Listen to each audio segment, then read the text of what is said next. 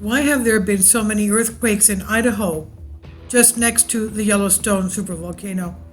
This is a beautiful image, an aerial image of the craters of the moon area of Idaho, and you can see the pristine color of the lava. It's still black.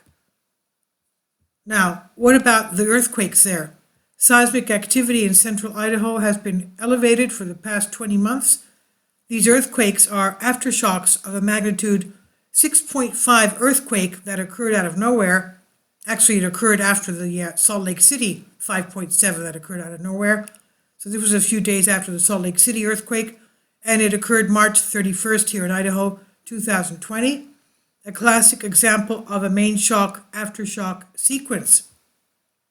This is from Caldera Chronicles, weekly written column by scientists and collaborators of Yellowstone Volcano Observatory.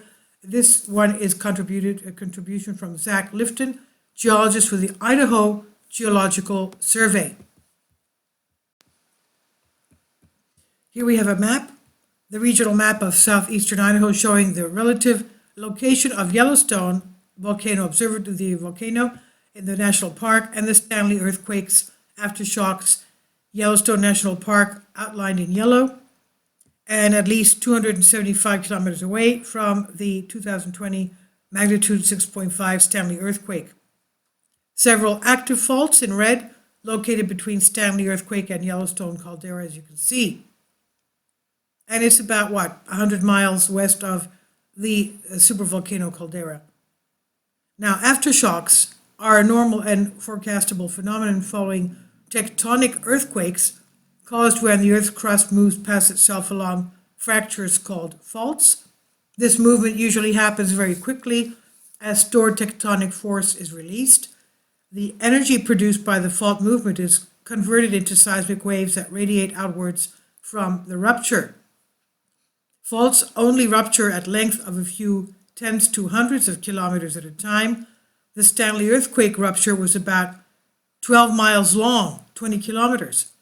The fault system is part of the Basin and Range province of the western USA. We know that there's magma under there, that's why it's rifting, it's stretching. The Basin and Range province of western United States, which is extending due to tectonic activity and does not have any direct relation to the magmatic system beneath Yellowstone.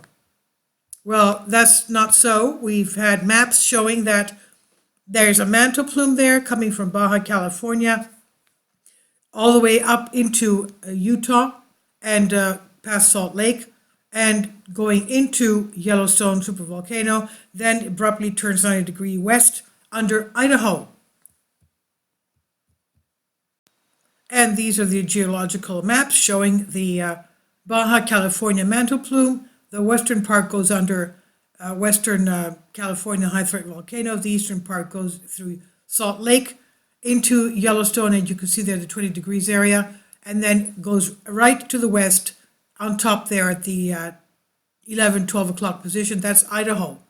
So the mantle plume, we have magma that's related to Yellowstone, yes.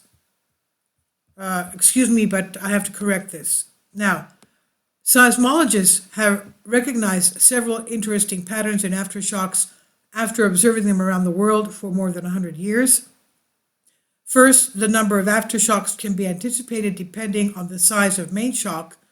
Aftershocks are very abundant immediately after the main shock, and the number decreases over time following a predictable rate of decay. This is why scientists from Boise State University, Idaho Geological Survey, and USGS Geological Survey rushed to deploy dozens of sensors to the Stanley earthquake area as quickly as possible after the magnitude 6.5 earthquake, because aftershocks are numerous immediately after the main shock, but less over time. Now, second, the size of aftershocks can be forecast. In general, the largest aftershock is about 1.2 magnitude increments less than the main shock. For example, a magnitude 6.5 Stanley earthquake, we would expect the largest aftershock to be no more than 5.3 magnitude. So far, the largest observed aftershock was 4.8 magnitude that occurred less than an hour after the main shock of 6.5. An important exception to these patterns is that sometimes earthquakes like the 6.5 magnitude Stanley event are foreshocks to an earthquake of similar size or larger. For example, two moderate earthquakes, 6.1 and 6 magnitude, occurred in the Stanley area a few months apart in 1944 and 45. Unfortunately, there is no way to know if a given earthquake is a main shock or foreshock until, of course, after the fact. Third, aftershocks can last for tens or even hundreds of years, depending on the size of the main shock. For example, in eastern Idaho, we are still recording aftershocks from the 1983 magnitude 6.9 Bora Peak earthquake nearly 40 years later. Aftershocks and even deformation associated with the 1959 7.3 Hebgen Lake in the Yellowstone supervolcano area west of the caldera continue up to today. The current seismic activity in the New Madrid seismic zone in the east central USA is related to a pair of huge magnitude 8 earthquakes there in 1811 and 1812. So does all this seismic activity in central Idaho affect the Yellowstone volcanic field? Not in any significant way, say the USGS geologists. Large distant earthquakes can cause changes to geysers and hot springs within Yellowstone because shaking fractures the fragile subsurface hot water plumbing systems. However, significant tectonic stresses are not transmitted very far.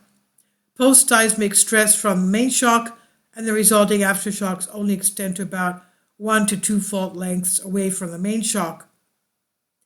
That's about 12 to 24 miles in the case of Stanley earthquakes. The closest part of the Yellowstone caldera is about 110 miles from the Stanley main shock. Furthermore, that's where the caldera is. That's where Stanley is. Furthermore, there are at least 5 other active faults between the Stanley earthquake and Yellowstone that would be likely to rupture if any significant stress were transmitted that far. Much larger, closer earthquakes, such as the 1959 7.3 Hebgen Lake earthquake, have occurred without triggering any known volcanic activity in Yellowstone, although that earthquake did result in numerous changes to geyser and hot spring systems. So hopefully this has shed some light on what is happening in central Idaho with regard to all of the small earthquakes over the last year and a half, why it's a normal natural process, and why distant earthquakes won't affect Yellowstone. And next time a large earthquake occurs anywhere in the world, keep an eye on the aftershock sequence and see if you can recognize the common patterns of these sequences. Now, the thing is that when this happened, the March 31st, 2020 magnitude 6.5 in Idaho, we were told by the geologists that there's a huge earthquake that happens every 3,000 years, and we're due for it now. And from what they had found from their research, it happens like clockwork.